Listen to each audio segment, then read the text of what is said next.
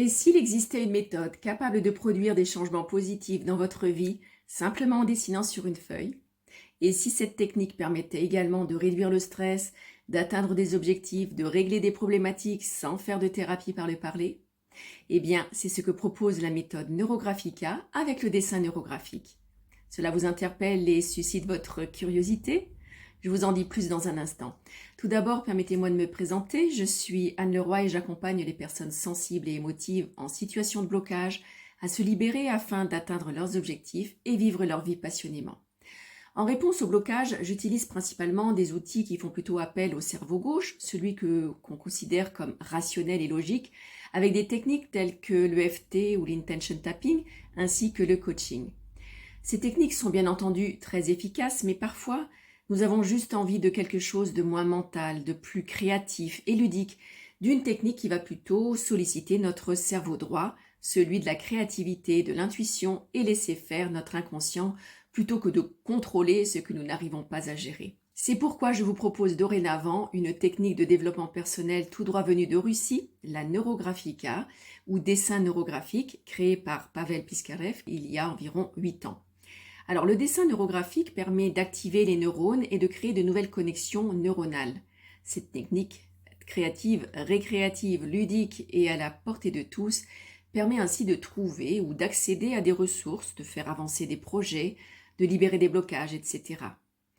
Neurographica combine le dessin abstrait, les neurosciences et le travail sur l'inconscient.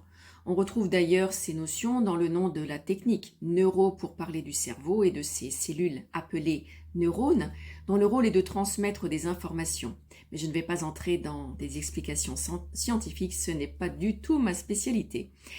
Et puis la deuxième partie du nom, Graphica, pour indiquer que cet outil utilise le graphisme, donc le dessin. Pour dessiner en Neurographica, nous utilisons des marqueurs, des crayons de couleur, des surligneurs, des feutres et des feuilles de papier, bien entendu. Mais nous ne dessinons pas juste pour le plaisir de dessiner et surtout pas n'importe quoi ni n'importe comment. Car l'objectif est de jouer avec la neuroplasticité de notre cerveau, c'est-à-dire faire, défaire, réorganiser, remodeler, etc., et de créer ainsi de nouvelles connexions neuronales. Les éléments clés sont les lignes et quelques figures comme le cercle principalement, mais aussi le carré ou le triangle. Donc rien de sorcier, la technique est, je le redis, à la portée de tous. Vous n'avez pas d'excuse du style « je ne sais pas dessiner ». Les lignes que l'on dessine sont appelées lignes neurographiques et ont la particularité d'être tracées non pas à la règle, mais à la main levée, et d'avoir ainsi une grande souplesse. Comme dans la nature, aucune ligne naturelle n'est rectiligne ni répétitive. En Neurographica, c'est pareil. Observez ces images de la nature, ruisseaux, rivières, branches, lave d'un volcan, et ces représentations des neurones. Tout est souple, harmonieux, fluide. Ressentez ce qui se passe en vous lorsque vous regardez de telles lignes. La figure la plus utilisée est le cercle. Il est synonyme d'harmonie, d'unité, de fluidité, de sécurité. Il est agréable à regarder. Ce qui m'amène à vous parler d'un autre aspect très important dans le dessin neurographique. Il n'y a pas d'angle. Dès que deux lignes se croisent, nous arrondissons systématiquement d'ailleurs le croisement afin d'en faire quelque chose d'harmonieux et fluide au lieu d'une croix qui casse le mouvement. Et puis en Neurographica, on parle d'algorithme, c'est-à-dire un processus composé d'une suite d'étapes avec des instructions précises à respecter. C'est l'équivalent d'une recette de cuisine.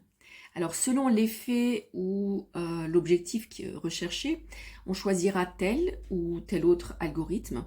Par exemple, celui-ci pour lever des blocages, ou ici pour lever les sanctions et les interdits que l'on se met soi-même. Avec le neuroarbre, on favorise la croissance et le développement dans un domaine choisi. Le neurolotus, lui, va aider à faire germer une idée, un projet, puis à permettre son expansion. Et ainsi de suite avec toute une panoplie d'algorithmes qui vont chacun permettre de travailler sur un besoin spécifique. Chercher des ressources, avoir une vision passé, présent, futur afin de voir les causes du problème et se donner les moyens d'atteindre l'objectif. Les qualités que l'on veut voir grandir dans notre vie, révéler ses intentions quand on se sent perdu par exemple, etc.